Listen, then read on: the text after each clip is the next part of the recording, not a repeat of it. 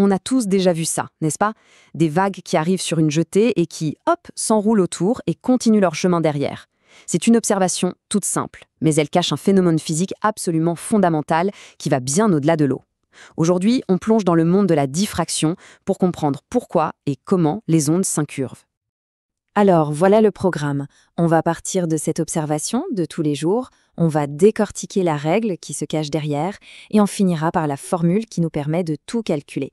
Allez, c'est parti. Bon, on commence avec cette scène qu'on connaît tous, une onde qui se heurte à un obstacle. Qu'est-ce qui se passe vraiment à ce moment précis? Imaginez un peu.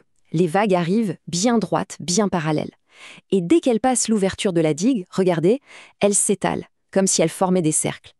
Eh bien, ce changement de direction, ce phénomène d'étalement, ça porte un nom, c'est la diffraction. Ok, mais alors, pourquoi est-ce que ça n'arrive pas systématiquement? Quel est le secret?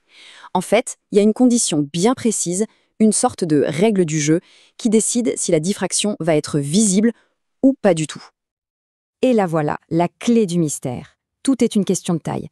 Pour que l'onde s'incurve de façon vraiment nette, il faut que la largeur de l'ouverture, qu'on note A, soit à peu près du même ordre de grandeur que la longueur de l'onde, qu'on appelle lambda.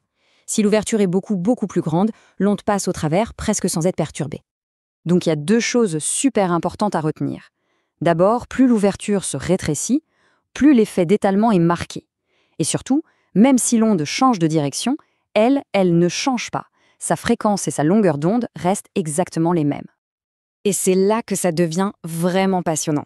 Parce que ce qu'on vient de décrire pour les vagues, ça ne s'applique pas qu'à l'eau, pas du tout. C'est une propriété universelle. Il faut bien mesurer la portée de cette phrase, qu'on parle du son, de la lumière, des ondes radio, des rayons X, absolument toutes les ondes obéissent à cette même loi. C'est un des principes fondamentaux de la physique. Un exemple tout bête, le son. C'est grâce à la diffraction qu'on peut entendre quelqu'un qui nous appelle depuis une autre pièce, même sans le voir. L'onde sonore se courbe en passant par la porte. Et, point crucial pour la suite, la lumière fait exactement la même chose. Bon, maintenant qu'on a saisi le concept, le quoi et le pourquoi, on va faire ce que la science fait de mieux. On va essayer de mesurer, de quantifier cet effet, de mettre un chiffre dessus. La grande question pour les physiciens était donc comment est-ce qu'on peut prédire avec précision cet angle d'étalement? Et la réponse qu'ils ont trouvée est un outil d'une simplicité assez remarquable. Et le voilà, cet outil. L'angle de diffraction, qu'on appelle θ, c'est tout simplement le rapport entre la longueur d'onde, lambda, et la largeur de l'ouverture, A. Une formule toute simple, mais incroyablement puissante. Alors, petite subtilité qui a son importance. La formule s'ajuste un tout petit peu selon la forme de l'ouverture. Pour une fente toute droite, c'est lambda sur A. Pour un trou circulaire, c'est presque pareil, on ajoute juste un petit facteur de 1/22. Ce sont ces petits détails qui permettent d'avoir des calculs d'une précision redoutable. Allez, maintenant on assemble toutes les pièces du puzzle, on va voir comment tout ça s'articule dans une expérience de physique tout à fait classique avec de la lumière.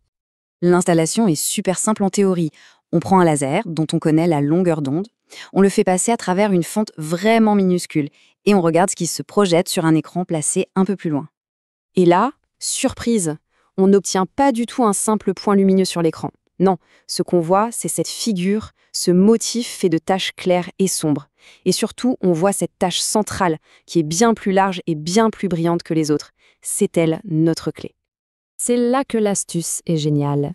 Avec un peu de géométrie toute simple, l'approximation des petits angles, on peut faire le lien entre notre angle théorique θ et des choses bien réelles qu'on peut mesurer avec une règle, la largeur L de la tache centrale et la distance D entre la fente et l'écran.